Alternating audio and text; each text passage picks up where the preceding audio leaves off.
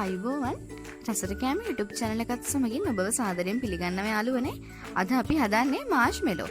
අපි බලමු මේ මාෂ්මෙලෝ හදන්න අපිට අවශ්‍ය වෙන ද්‍රව්‍ය මොනවාද කියලා. අපිට ඒ සඳහා මුලින්ම ඕන වෙන යාළුවනේ සීනි ග්‍රෑම් 250ක්, ජෙලටින් ග්‍රෑම් 20ක්, කෝන් ෆ්ලා මේස හැඳි 6ක වගේ ප්‍රමාණයක් ඕන වෙනවා. වැනිලා තේ හැඳි එකක් ඔයගොල්ලන්ට අවශ්‍ය විදියට කලරින් යොදා ගන්න පුළුවන්. මම මෙතනදී කොළ පාට කලරින් බිංදු 2ක් වගේ ප්‍රමාණයක් යොදා ගන්නවා.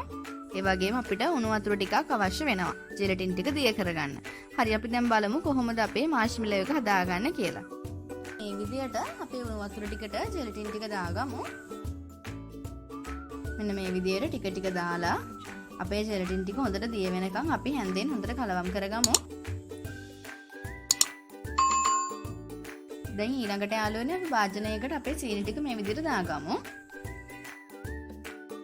ඊළඟට ඇල් ජලය ටිකක් මේ විදිහට සීනි වැහෙන ප්‍රමාණයට විතරක් දාගන්න ඕනේ. දැන් අපි මේ සීනි ටික හොඳට දිය වෙනකන් මේ විදිහට හැන්දකින් කලවම් කරගන්න ඕනේ යාළුවනේ. දැන් මෙන්න මේ වෙලාවේදී ලිපේ ගින්දර මධ්‍යම ප්‍රමාණයේ තියාගෙන ඔයගොල්ලෝ මේ ටික කරන්න. දැන් හොඳට මෙන්න මේ විදිහට කලවම් කරගමු.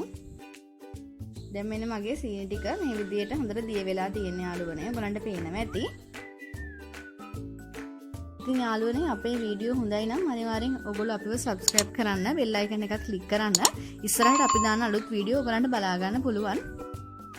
දැන් මෙන්න මේ විදිහට අපි දෙයට කලවම් කරගත්තට පස්සේ අපේ ජෙලටින් මිශ්‍රණය අපි මේ විදිහට සීනි මිශ්‍රණයට එකතු කරගමු.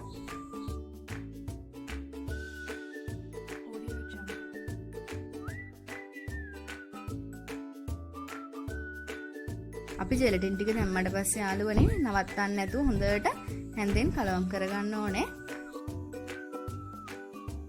මේ විදිහට ඔයගලන්ට පේනවා ඇති එන්න ටිකක් සුදු පාටට අපේ මේ මිශ්‍රණය හැරෙනවා. දැන් එන්න පාට වැඩි.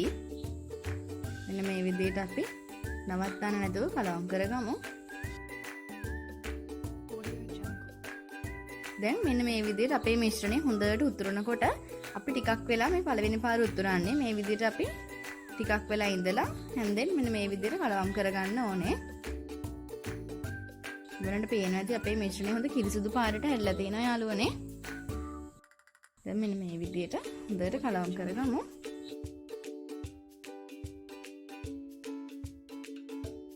දැන් අපි දෙවෙනි පාරත් මේ විදිහට අපේ මිශ්‍රණය හොඳට උතුරන්න දෙන්න ඕනේ. මේ විදිහට හොඳට පුපුරු දදා අපේ මිශ්‍රණය උතුරන්න ඕනේ. දැන් අපි දෙවෙනි පාර නැටුවට පස්සේ මේ විදිහට වෙනත් භාජනයකට දාගමු. දැන් යාළුවනේ මේක අපි රසන පිටින්ම හොඳට බීට් කරගන්න ඕනේ. භාජනයකට දාපු ගමන්ම අපි මේ මිශ්‍රණය හොඳට බීට් කරගන්න ඕනේ. අපේ මේ මිශ්‍රණය ටිකක් වෙලානකොට කිරි සුදු පාටට මේ විදිහට හැරෙනවා. මේ විදිහට යාළුවනේ අපි හොඳට බීටරෙන් බීට් කරගන්න ඕනේ. දැන් ඔයගලන්ට පේනවා ඇති අපේ මිශ්‍රණය හොඳ කිරි සුදු පාටට හැරිලා තියෙනවා. මේ මිශ්‍රණය යාළුවනේ හොඳ ඝනකම වෙනකම් අපි හොඳට බීටරකින් බීට් කරගන්න ඕනේ. ඔයගලන්ට මේ විදිහට බීට් කරනකොට අතට නිකන් තද ගතියක් දැනෙවි. අන්න ඒ වෙනකන් අපි හොඳට බීට් කරගන්න ඕනේ. දැන් එන්න මගේ මේ මිශ්‍රණය හොඳට ඝනකම් වීගෙන එන්නේ මේ. දැන් ටිකක් බීට් කරන්නත් අපහසුයි. මෙන්න මේ විදිහට හොඳට ක්‍රීම් එකක් වගේ වෙනකන් අපි මේක බීට් කරගමු.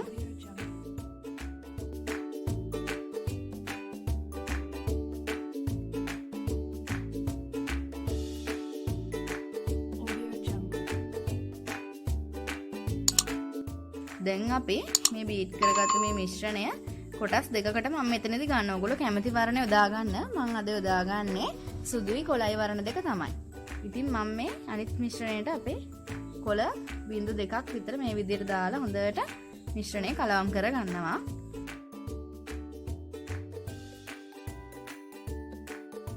ඕගොල්ලන්ට කැමති වර්ණයක් යොදා ගන්න පුළුවන් යාළුවනේ. ඊළඟට යාළුවනේ මේ විදිහට ප්ලාස්ටික් භාජනයකට කෝන් ෆ්ලවර් ටිකක් මේ විදිහට දාගන්න ඕනේ. දැන් ඔයගොල්ලෝ අර මිශ්‍රණය හදනකොට මේක ලෑස්ති කරගන්න. දැන් මේ විදියට අපි වාජනෙට කෝන් ෆ්ලවර් දාගෙන තමයි තියෙන්නේ. දැන් අපේ මිශ්‍රණය අපි දාගන්න තමයි හදන්නේ.